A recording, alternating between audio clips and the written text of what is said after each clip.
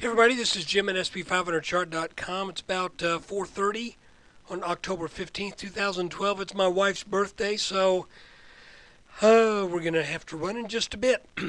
Going out to dinner. But anyway, before we take a look at the chart, I just want to remind you that the website and this video are for educational purposes only. Nothing stated at the site or in the video is intended to be used as investment advice. I can draw lines on charts, but you have to draw your own conclusions from your own research. And you need to make investment decisions that are suitable for your personal financial situation. I'm still not a licensed financial professional, just a guy who draws lines on charts. And we get a little monkey wrench today.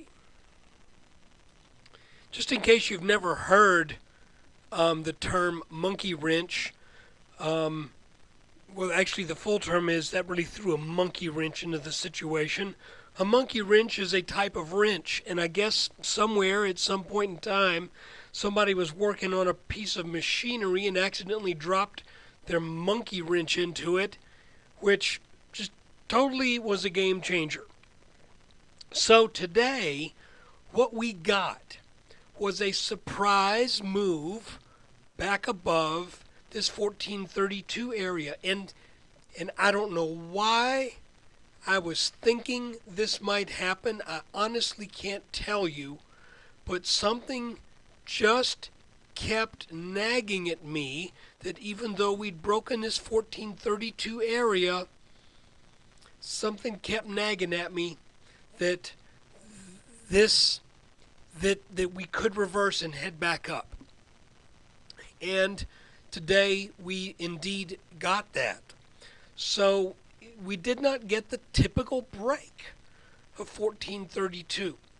That if this line was drawn just right, we should have seen more downside. We should not have seen this potential bull flag break out to the top side and then head up. So, and I honestly cannot tell you. If you looked at the weekend weekly review video, I kept going, but this could do something else, and I still don't know why it was. I was thinking that, but I think the most likely reason is the fact that honestly, double tops aren't that common. Matter of fact, John McGee, in Technical Analysis of Stock Trends, comes right out and says, you hear the term double top thrown around much, and I'm paraphrasing, you hear the term double top much more often than you see a double top.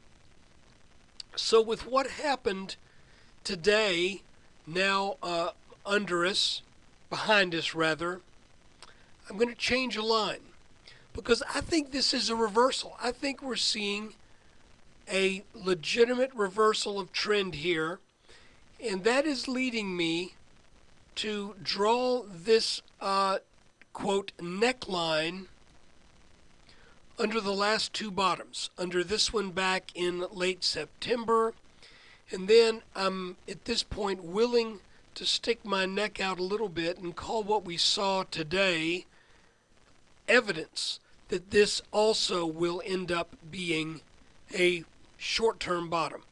So what does that mean in terms of what we may be looking at going forward? Because after all, that is the $60,000 or the $64,000 question. Well, first off, let me give you a little bit more evidence as to why I am making this small refinement.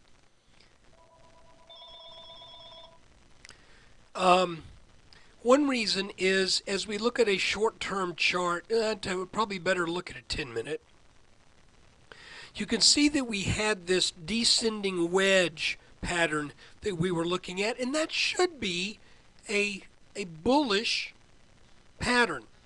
We broke out above it, then we came back down and started to look very bearish. So there's kind of two things going on here. We've got this that says we should rally back up to some degree, but then we had that break under 1432 that says now the wheels should come off, but today the wheels did not come off. And I spotted one more thing of interest as well. If we take this line that was the top of our wedge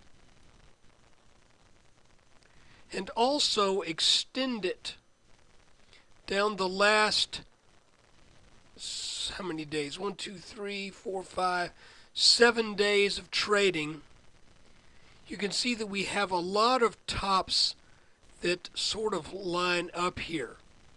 We got this top, this top, this top, this top, and then the area that we hit this morning, that where we initially got turned back before breaking out over this line. To me, I am open to the possibility that getting over this line is a sure enough sign of a potential short-term reversal. Now, if you look at the chart, and by the way, I've not changed this light orange line or this darker orange line. You can see how interesting it is that once we got back over that light orange line, we back tested that sort of and then got back over it. So there's some things going on in the chart right now that sort of are not typical. One would normally expect if this was a major, which I never thought this was a major support line, but it was a line that would bear keeping an eye on. And it looks like once the market got back over it, it paid a little respect, then started to bounce up. So going forward, we are now butting our heads up against this descending orange line that, even though it's kind of internal to these patterns, these larger patterns, I still think it is significant. Okay, so right now, since we're over this line and we bounced off this line, we can look at this, I think, and pretty safely say we've got weak support here, probably pretty decent support here now, fairly significant resistance here, and more significant resistance should the S&P come up back to the high 1450s.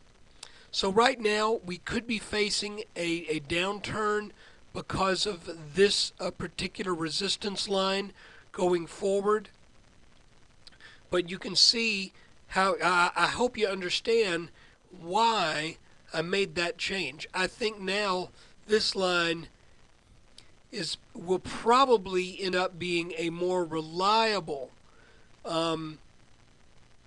signal when it's tested again, if it were to break again. And of course, I think eventually it will likely break. But guys, what a surprise!